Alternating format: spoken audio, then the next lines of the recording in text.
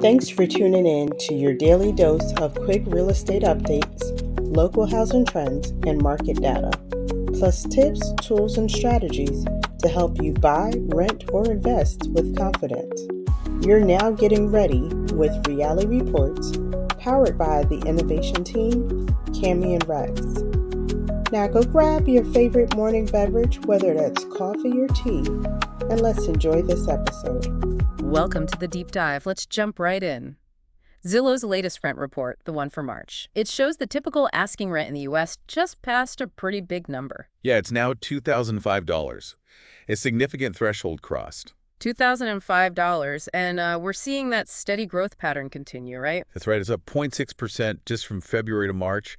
And looking back a year, it's a 3.5% increase. So, those costs just keep creeping up. Absolutely. It's definitely not just a blip on the radar if you're watching the rental market. So today, our plan is to really dig into these numbers. Get beneath the surface a bit. Exactly. What's really going on? What does this mean for, say, single-family homes versus apartments, or for different cities? Right. We need to unpack the overall trends first, then definitely look at that single-family versus multifamily split. And concessions, too. Those free rent offers and things. Are they still around? Good point. We'll cover concessions, and then the big one, affordability. It's a constant theme. Yeah, definitely. The goal here is to give you a clearer picture of the whole rental scene right now, figure out what's pushing these changes. Whether you're, actively hunting for an apartment, maybe thinking about moving later, or just want to understand the economy better. Okay, let's start with that big picture then. The overall trends. That $2,005 national number is the headline. It is. Now, that 0.6% increase month over month, how does that stack up against like a typical March, pre-pandemic March maybe? Well, that's actually quite interesting because while, yes, rents are going up, that 0.6% is just a hair below the usual pre-pandemic average for March, which is closer to 0.7%. Oh, okay. So slightly less intense growth than usual for this time of year. Potentially. It could hint at maybe a slight easing of that immediate pressure, or, it could just be a momentary thing. Hard to say for sure yet. Right. But zooming out again, the total increase since, say, early 2020, that's still pretty massive, isn't it? Oh, absolutely massive. We're talking a 34.7% cumulative increase nationally since the pandemic started. Wow. Nearly 35%. That really puts pressure on people's budgets. No question about it. Now, we know it's not the same everywhere. Did any areas actually see rents dip a bit in March? A couple, yeah. Buffalo, New York actually saw a small decrease month over month.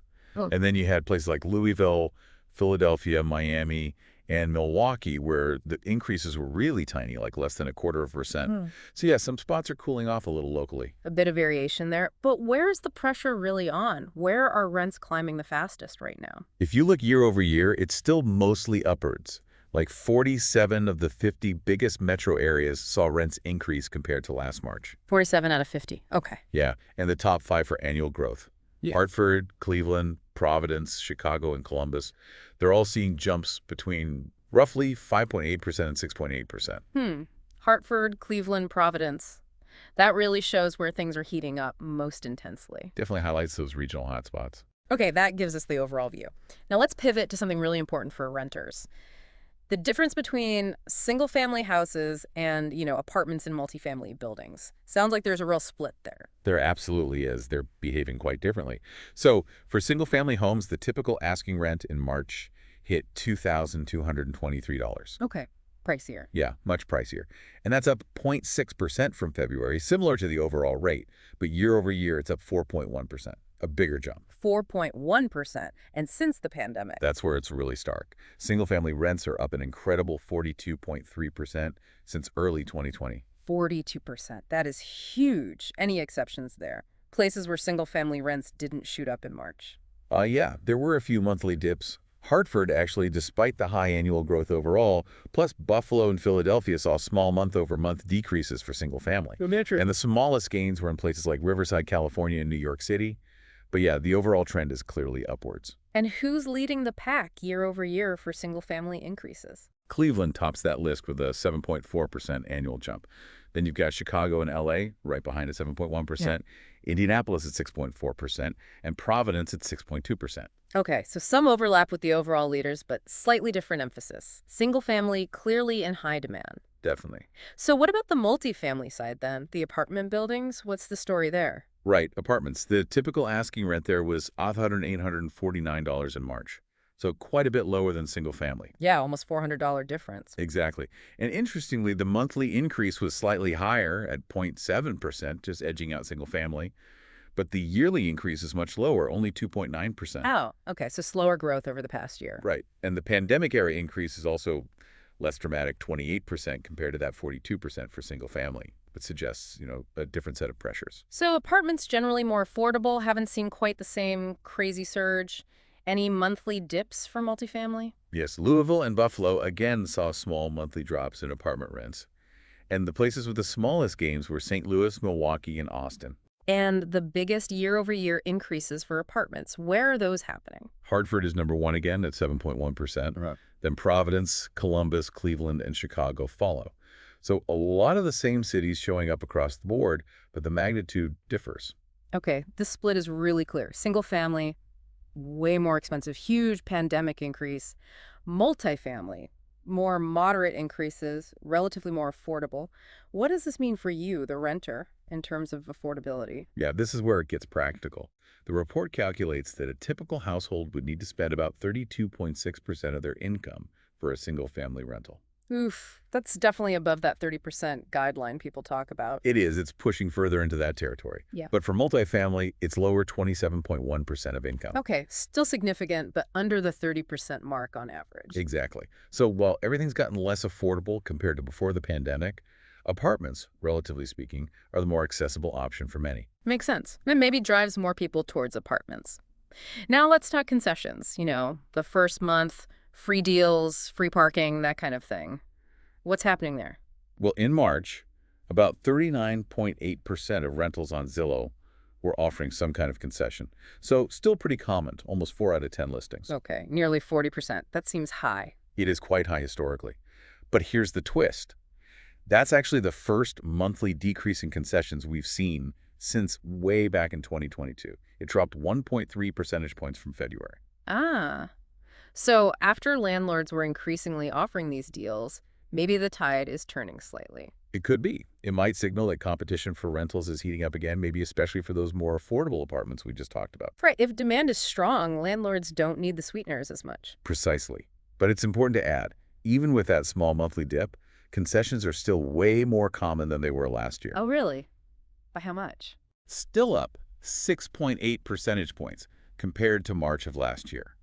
So the recent dip is minor compared to the overall increase in concessions over the past year. Okay, so for you listening, deals might still be out there, even if they're slightly less common than a month or two ago. Exactly. Don't write them off yet. Where did we see the biggest drops in these deals being offered recently? The metros where concessions became noticeably less frequent month over month were Richmond, Virginia Beach, Kansas City, Phoenix, and Milwaukee. Markets may be tightening up there. And on the flip side, where are they becoming more common? Birmingham, Buffalo, Detroit, Cincinnati, and Jacksonville saw the biggest increases in concession offerings in March. So renters might have a bit more bargaining power there. Good to know. What about the annual picture for concessions? Where have they increased the most over the past year? Looking year over year, the biggest jumps in concession prevalence were in Denver, Milwaukee, Indianapolis, Houston, and Memphis. Landlords there seem to have really ramped up incentives compared to a year ago. Interesting mix of cities. So the takeaway on concessions seems to be still widely available compared to last year, but maybe starting to slightly pull back month to month. Worth checking your local market. Definitely. It's very market specific. Okay, let's tackle the big one. Overall rent affordability. This affects everyone. Right. And as we mentioned briefly, the median household would now need to spend about 29.4% of their income on a newly listed typical rental as of March. 29.4%. That is right up against that 30% affordability benchmark. It really is cutting it close. And it just highlights the financial squeeze many renters are under. How does that compare to, say, before the pandemic threw everything into disarray? Pre-pandemic, that figure was closer to 27.2%. So it's a noticeable jump, over 2 percentage points more of household income going just to rent. And that eats into savings, other spending, everything else. Absolutely. It has real consequences. Which cities stand out as being the most and maybe the least affordable for renters right now? Well, according to Zillow's analysis, The most affordable large metros are currently Austin, Minneapolis, Salt Lake City, St. Louis, and Raleigh. In these places, the median rent takes up around 19.5% to 20.4% of median income. Okay, so quite a bit below that national average. Yes, but then you look at the least affordable end: Miami, New York, Los Angeles, San Diego, and Tampa. The usual suspects, maybe. Pretty much. In those areas, renters are looking at spending anywhere from the mid-30% range up to a really tough 40% of their income just on rent. 40%. Wow. The difference between Austin and Miami is huge. It's a massive disparity across the country. And what does this translate to in terms of actual income needed? Like, how much does a household need to earn to comfortably afford that typical $2,005 rent? The report estimates that income figure at $80,204 per year as of March. $80,000. Yeah. And that number itself is up 3.4% from just last year and up a whopping 34.6% since before the pandemic. That really frames the challenge, doesn't it? The income needed has risen almost as fast as the rent itself. It has. They've tracked pretty closely. Okay, we've covered a lot of ground overall trends: the single versus multifamily split, concessions, affordability. Let's try to pull it together. What are the main things driving all this? Well, there are a few key drivers. First, you've got the usual seasonal effects. Spring and summer just tend to be busier rental seasons, graduations, people moving in warmer weather. That pushes up demand. Right, the typical moving season. Second, the for-sale housing market is still, sluggish in terms of price growth slowing down, Yeah. but inventory remaining tight and expensive. That keeps would-be buyers renting for longer. So trouble in the buying market spills over into renting. Exactly. It sustains rental demand. And that ties into the single-family versus multifamily thing we discussed. How so? Well, as people look for more affordable options, demand and competition seem to be rising for apartments, the multifamily units. At the same time, new apartment construction might be slowing a bit. Okay, so more people chasing relatively fewer, or at least not rapidly increasing numbers of apartments? Potentially. And for single-family homes. Those expensive limited options in the for-sale market push some people who want to buy a house towards renting one instead. Ah, so they rent a single-family home as a substitute for buying one. Right, which keeps demand high in that pricier segment of the rental market. That makes sense. Anything else? Economic factors? Yeah, the report also kind of hints that general economic uncertainty might make some renters lean towards the perceived stability and potentially lower costs of apartment living, which could further boost that multifamily demand. Interesting. So a mix of seasonal patterns, the state of the housing market, and maybe broader economic jitters. That seems to be the picture, yeah. Okay, let's wrap this up for you, our listener. We've gone through Zillow's March rent report in detail. What are the absolute key takeaways? I'd say number one, rents are generally still climbing across the U.S. Number two, affordability is a growing headache for a lot of people, with that national rent share nearing 30% of income. Right. And number three? Number three is that clear split between single-family rentals, which are much pricier and saw bigger pandemic-era jumps, and multifamily rentals, which are relatively more affordable, though still up significantly. And all this is influenced by seasonality, the tricky home buying market, and maybe economic caution? Exactly. It's a complex mix of factors. And let's just restate those key numbers one last time. The national typical asking rent is now over $2,000 a month. $2,005. And the income needed to comfortably afford that rent, over $80,000 a year. $80,204, according to the Zillow calculation. Important benchmarks for context. Definitely. So as you think about all this information, here's something to maybe chew on.